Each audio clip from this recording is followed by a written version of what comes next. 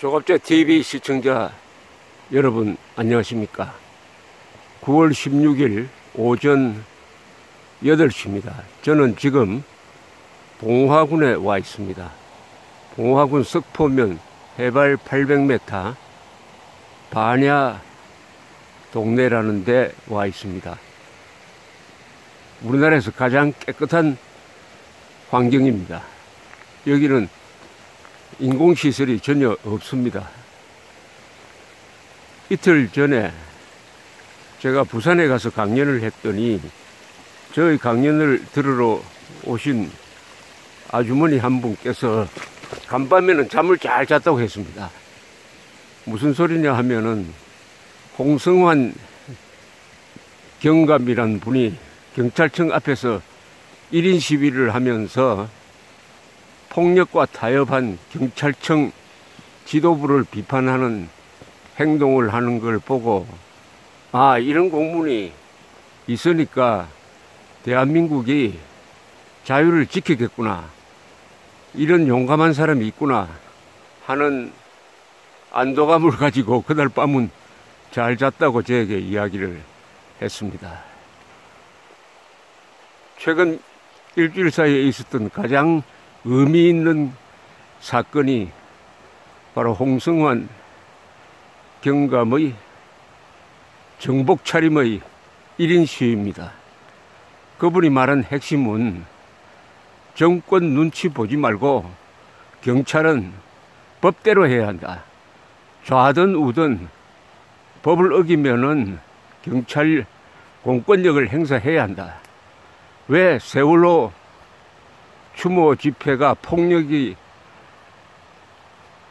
번져가지고 경찰 차량을 부수고 해가지고 7,700만 원 손해배상 청구를 했는데 왜 경찰 지도부가 취하하느냐 이렇게 하면은 국민 세금 7,700만 원이 날아가는 거 아니냐, 왜 경찰이 정권 눈치 보느냐, 법대로 해야 될 거 아니냐 라는 취지의 시위였습니다. 1인 시위였습니다. 경찰 대학 출신의 29살의 젊은 엘리트였습니다. 경력을 보니까 집회 시위 폭력화에 대해서 진압을 한 경험도 있고 또 학생회장 출신이라고 합니다. 이분이 그 뒤에 조선닷컴과 인터뷰를 한 기사를 보니까 이런 내용이었어요. 왜 정복을 입었느냐, 직을 걸고 싶었다, 이것 가지고 옷을 벗을 각오가 돼 있었다는 것을 보여주기 위한 것이다 라고 했습니다. 그러면서 경찰청장이겠죠. 경찰청장은 손해배상 청구 소송을 취하한 데 대해서 경찰관들에게 설명할 의무가 있다. 소통하는데 설명할 의무가 있다고 했습니다. 폭력 시위와 상대해가지고 다치기도 하고 얻어맞기도 하는 경찰 차량이 수십 대가 불타고 하는 이런 시위가 광우병 이후부터 이명박 박근혜 대통령 시절을 거치면서 일상화되고 있는 데 대해서 지금 이 국가가, 언론이 경찰을 얼마나 보호했느냐, 이제는 경찰청까지 좌파 정권의 압력에 눌렸는지 눈치를 보는지 해가지고 폭력과 타협을 했다. 참을 수 없었다. 그리고 몇 번 해명을 요구했는데 해명을 듣지 못했다는 이야기였는데, 이분이 말한 것 중에서 저는 어떻게 보면 이 역사적 의미가 있는 발언이 있었습니다. 뭐냐, 경찰이 정권 눈치 보면 안 된다, 법대로 해야 한다, 이 말을 강조를 했습니다. 현직 경찰관이 그런 이야기를 한 것은 아마 우리나라 역사에서 별로 그 예를 찾기가 힘듭니다. 더구나 서슬이 풀은 좌파 정권을 향해서, 사실은 대통령을 향해서 한 거죠. 이 정권을 향해서, 경찰을 향해서 왜 공무원들이 법대로 해야지 정권 눈치 보면서 스스로 법치를 무시하느냐 하는 내용이었습니다. 이분이 말한 발언 중에서 저는 이 말이 어떤 신호탄이 될 수도 있다는 생각이 듭니다. 지금 공무원들 심정이 복잡할 겁니다. 그 공무원 중에는 이렇게 하다가는 정권이 바뀌었을 때 내가 어떻게 될 것이냐 하는 불안감에 쌓인 사람도 있을 것입니다. 특히 원전 백지와의 관계하고 있는 사람들, 적폐조사 또는 자칭이죠. 자칭 적폐조사, 적폐수사에 관여하고 있는 공무원들 심정이 복잡할 겁니다. 우리가 지금 이렇게 하고 있는 게 헌법 7조 위반 아니냐, 직권남용 아니냐. 그러나 위에서 정권 눈치를 보고 지시를 하니까 할 수 없지 않느냐. 그러나 이 상황은 정확하게 기록해야 되겠다 해가지고 기록을 많이 한다는 거 아닙니까? 이 홍경감은 이렇게 이야기를 했어요. 검찰, 경찰 수사권 조정, 그것보다는 제일 중요한 게 정치로부터 독립하는 것이다. 정치로부터 독립하는 것이다. 이게 경찰의 당면한 문제다. 가장 큰 문제다. 정치로부터 독립하지 않고 수사권 조정 백날 해도 그게 결국은 경찰이 정권의 도구가 되는 것이다. 왜 경찰이 정권 눈치를 봐야 되느냐. 법대로 해야 된다는 이 호소는 지금 무너져 내리고 있는, 수십 년 후퇴하고 있는 이 법치에 대한 경고이자 검사, 특히 검사, 판사, 공무원들에 대한 충고라고 생각합니다.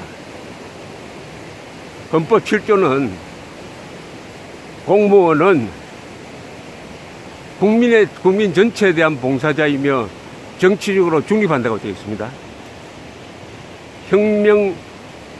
촛불 혁명 세력에 대한, 민노총에 대한 봉사자가 되어서는 안 됩니다. 좌파 세력에 대한 봉사자가 되어서는 안 됩니다. 친북 세력에 대한 봉사자가 되면은 그 순간 공무원들은 반역자가 되는 겁니다. 지금 검사, 판사들이 아마 속으로 고민이 많을 것입니다.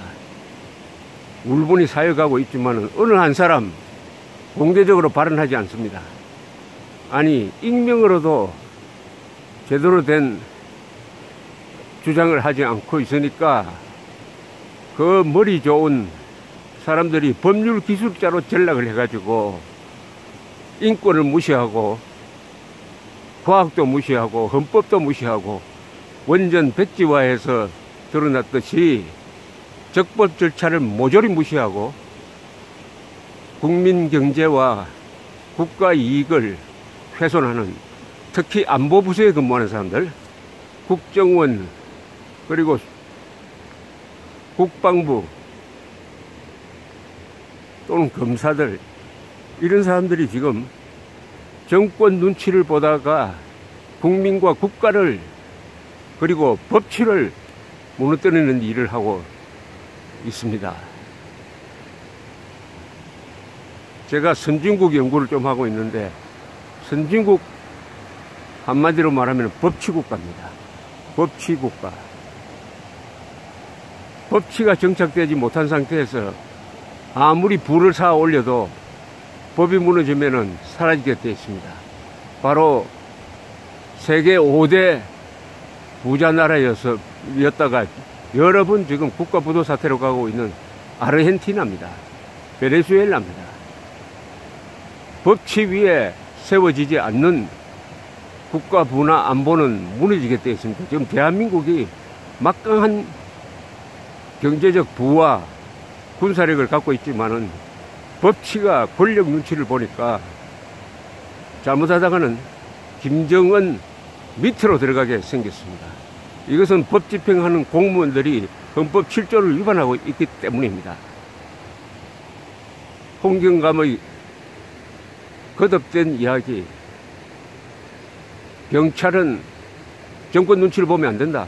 그 말은 검사는 정권 눈치 보면 안 된다. 산업부 공무원들은 정권 눈치 보면 안 된다. 판사들은 정권 눈치 보지 말고 헌법 103조에 따라 헌법과 법률과 양심에 따라 독립적으로 재판해야 한다 하는 부르짖음이라고 생각을 합니다. 홍경감 같은 사람이 여기저기서 나와야 합니다. 그것이 피를 흘리지 않고 법의 힘으로 대한민국을 지키는 것입니다.